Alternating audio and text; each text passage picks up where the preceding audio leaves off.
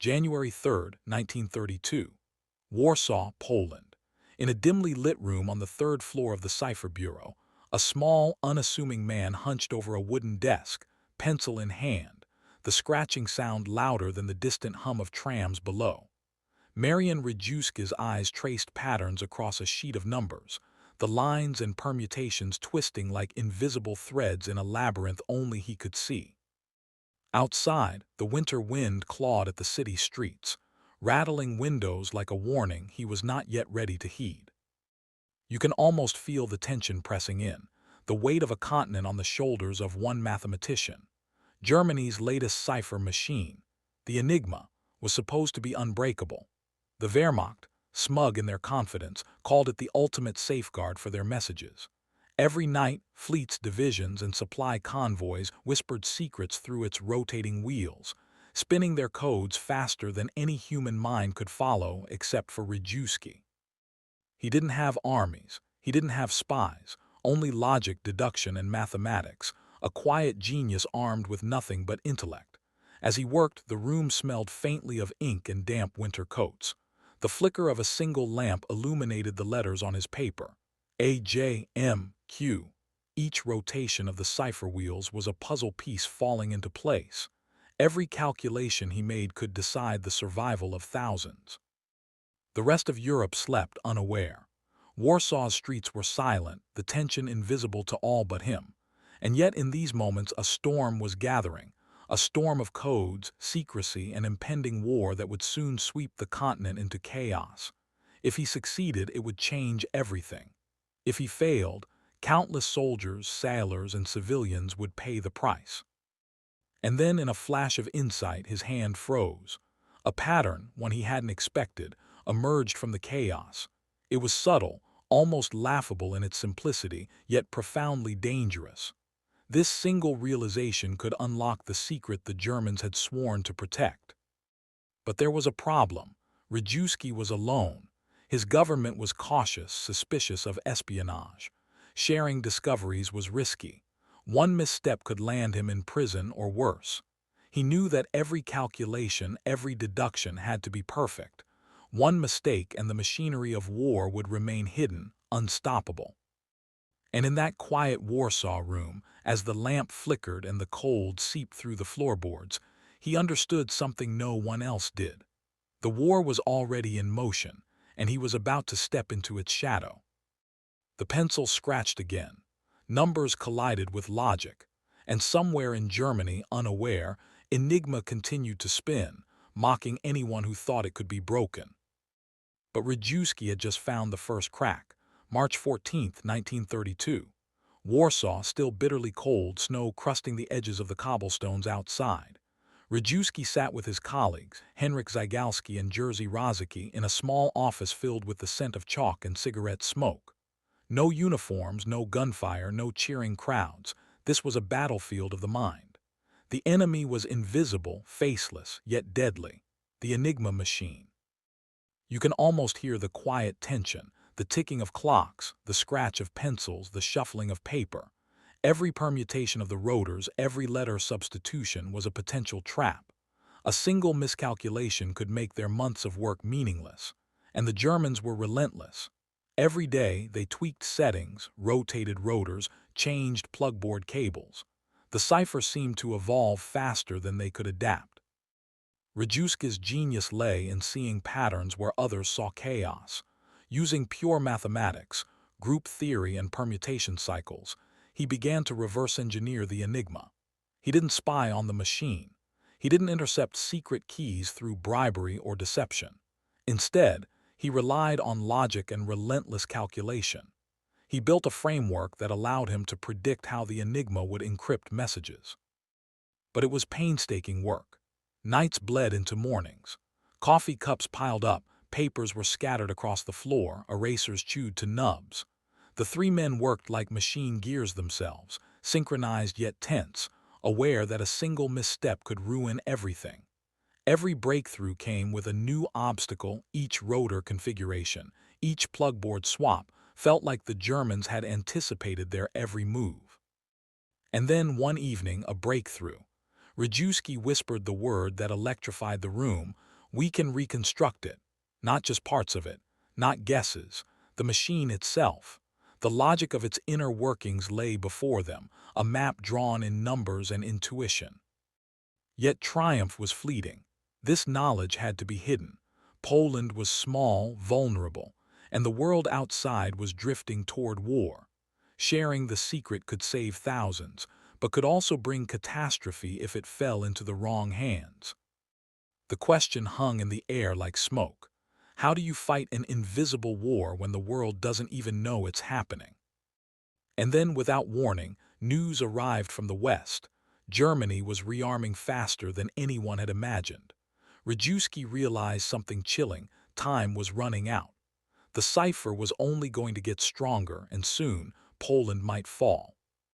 The machine sat silent in its corner. Its rotors spun only in theory now, but soon it would carry messages that could decide the fate of Europe. And Rejewski knew he had to get ahead of it before the first shot of the war was fired. July 25, 1939. Pyry, a quiet village just outside Warsaw. The summer sun did little to warm the tension in the small wooden office where Rejewski, Zygalski, and Rojewski prepared their most daring move yet. War clouds loomed over Europe. Hitler's armies were already threatening Czechoslovakia, and the world was on the brink of chaos. Every day that passed made the Enigma's secrets more urgent, more vital. The three men worked in whispers. Maps and rotor diagrams littered the table. Rejewski's hands trembled slightly as he folded his notes into a package destined for Britain. This was no ordinary handoff. It was a message that could alter the course of history. The Polish Cipher Bureau had decided to share their breakthroughs with their allies, and yet there was no ceremony, no fanfare, just urgency. The men understood that failure was not an option. You can almost feel the tension, the fear, the secrecy, the responsibility pressing down like the summer heat. The British delegates accepted the package silently, understanding its magnitude only in fragments. Every mathematical proof, every pattern deduction, was a weapon more powerful than rifles, tanks, or artillery. Rejewski had a moment to pause, to glance at the Enigma replica on the desk. The machine's rotors gleamed in the lamplight, innocent yet deadly. It had no soul, but it could decide life or death across Europe. And yet, in his hands, the impossible had already been achieved. The code was cracked. But the war was coming faster than anyone had predicted. Within weeks, German forces invaded Poland. The streets of Warsaw erupted in chaos. Rejewski and his colleagues barely escaped the city, carrying not weapons, but the knowledge that would keep the Allied forces one step ahead. They vanished into the shadows, ordinary citizens again, yet their minds carried a secret that would save thousands. And as the rumble of tanks and the distant cries of war drew closer, Rejewski realized something chilling. The world would never know their names, yet millions would live because of them. And somewhere in Germany, the Enigma continued to spin, unaware that its secrets were no longer safe. Then, as the train rattled through the night, Rejewski had a thought that would haunt him for decades. Could anyone truly understand the war they were about to change before it began? September 1939. London, England. The streets were foggy, gas lamps glowing dimly in the drizzle, when the package from Poland finally reached the British codebreakers at Bletchley Park. The room was quiet, almost eerily so, until mathematicians and cryptanalysts began unwrapping the notes, diagrams, and rotor settings sent by Rejewski and his team. You can almost feel the sudden electricity in the air. These weren't just papers. They were keys to a machine the Germans believed unbreakable. The Enigma, with its tangled rotors and plugboards, had been considered an invincible fortress of secrecy. And now, here in these handwritten Polish notes, lay the blueprint to dismantle it. Alan Turing and his colleagues studied the documents obsessively. They traced cycles, tested rotor positions, and built the first British machines to replicate Rejewski's breakthroughs. It was painstaking, exhausting work. Days blurred into nights, lamps burning late, coffee and tension as constant companions. The quiet urgency was palpable. Every intercepted German message was a potential life saved or lost. Yet even in triumph, there was caution. The British could not reveal how they had obtained the knowledge. It had to remain a shadow, a secret weapon hidden behind layers of deception. Rejewski's work, brilliant and groundbreaking, would remain uncredited for decades. The world would praise Bletchley Park without knowing the Polish mathematician who had made it possible. Meanwhile, across the Channel, German commanders continued to send operational orders via Enigma, confident in their unbreakable code. They moved divisions, orchestrated convoys, and planned offensives, all unaware that every letter, every instruction was being silently read, deciphered, and countered by minds they would never see. And deep within that foggy London office, Turing looked at the Polish documents and realized the scope of what had been entrusted to them. A single mathematician, working in silence, had shifted the balance of war. But success was fragile. Every new rotor setting, every German procedural tweak, meant the game would evolve, and the Allies had to keep adapting, or risk losing the advantage they had just barely gained. Then a message arrived that would test everything. The first real wartime Enigma traffic intercepted over the Atlantic, and it was far more complex than anyone had imagined. May 1940. The North Atlantic. Convoys of merchant ships creaked and groaned under the weight of supplies, food, ammunition, tanks, each one vital to Britain's survival. German U-boats lurked beneath the waves, ready to strike with deadly precision. And above it all, the Enigma continued to spin, encoding orders that should have been impossible to crack. You can almost feel the tension, the chill of salt spray in the air, the whistle of the wind through rigging, the thrum of engines as sailors clung to the deck. Every telegram intercepted by the Allies was a lifeline, a chance to redirect convoys, avoid ambushes, and keep the island nation alive. But without Rejewski's early work, none of it would have been possible. At Bletchley Park, the mathematicians hunched over their machines, some building the first bomb prototypes, feeding in rotor settings, decrypting messages, racing against time. Turing, Welchman, and others had the Polish notes as their foundation. They didn't just replicate Enigma, they adapted, innovated, and kept pace with German changes, all because Rejewski had already done the impossible. He had revealed the machine's skeleton. Back in Germany, Kriegsmarine officers boasted of their secure communications.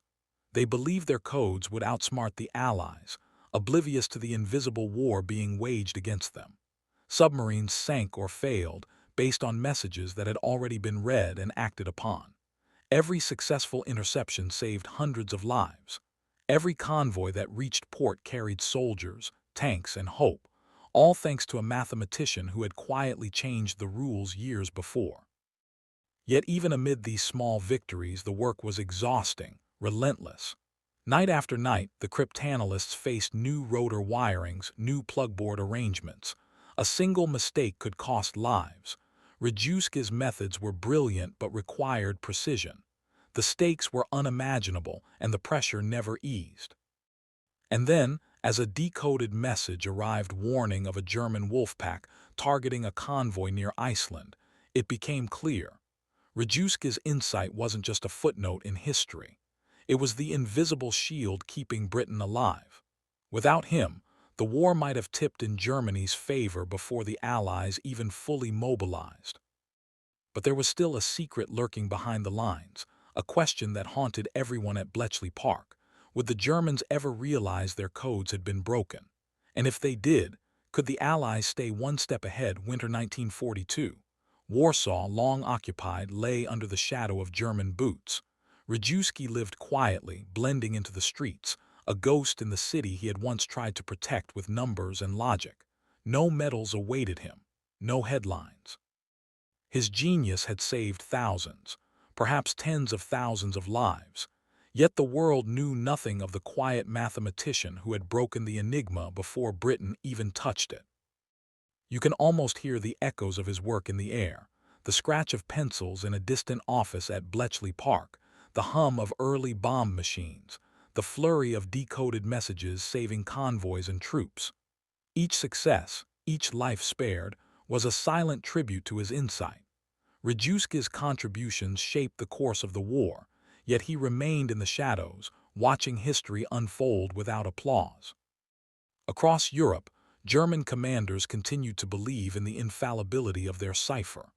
Orders went out, attacks were planned, and every detail was quietly intercepted, decrypted, and acted upon. Soldiers unknowingly owed their lives to calculations made years earlier by a man who never donned a uniform, never fired a gun, and never sought recognition. And yet, despite the secrecy, Rejewski understood the magnitude of his role. The tension was unrelenting. Every day he walked the streets of Warsaw, there was a gnawing fear that the Nazis might one day discover his work. But in that fear lay a quiet pride. He had turned mathematics into a weapon, and in doing so, he had altered the trajectory of the entire war. Then came rumors, whispers of Bletchley Park and ultra-intelligence, stories of intercepted communications and impossible victories at sea. Rejewski realized that somewhere his work was alive, shaping battles he could never step foot in. The idea was almost surreal. A mathematician in Poland, invisible to the world, had become a linchpin in a war that spanned continents. And in that silent realization, one question burned hotter than any fear. Would history ever remember the man who had quietly broken the unbreakable London? The war in Europe had ended. Victory parades rolled through the streets, tanks rumbled down Whitehall, and the world celebrated the end of Hitler's regime. But in the shadows, the true architects of intelligence, Rejewski, Zygalski, Rojewski, remained largely unrecognized. The brilliance of Bletchley Park was praised, Turing's genius celebrated, but the Polish mathematicians who had laid the foundation were absent from the story. You can almost feel the quiet injustice, the weight of obscurity. Rejewski returned to a Poland ravaged by war, silent streets filled with rubble, memories of friends and colleagues lost. Yet even as he walked among the ruins, he carried with him an invisible weapon, knowledge that had saved countless lives and shortened a war that could have been far longer, far bloodier. Every decoded message, every convoy that reached port, every intelligence report that turned the tide of a battle, it all traced back to a man who had worked in dim offices, guided by logic, intuition, and relentless patience. Historians, politicians, and the public would take decades to uncover the truth. For years, Rejewski's name remained a secret, hidden in archives, overshadowed by others more visible to history. And yet, in the quiet corners of Europe, in the memory of surviving veterans, in the success of the Allied war effort, his work echoed. Ships survived U-boat attacks, armies reached their objectives, millions of lives were spared, all because a mathematician had dared to see patterns in chaos, had dared to break the unbreakable. But even now, one final tension remained. Would the world ever fully understand the courage required not to wield a sword but a pencil? The courage to fight a war no one else could see, from a battlefield where victory was measured in secrecy, precision, and invisible calculations. The story of Marian Rejewski was not just about codes. It was about a quiet, impossible heroism that changed the course of history without recognition, applause, or fanfare.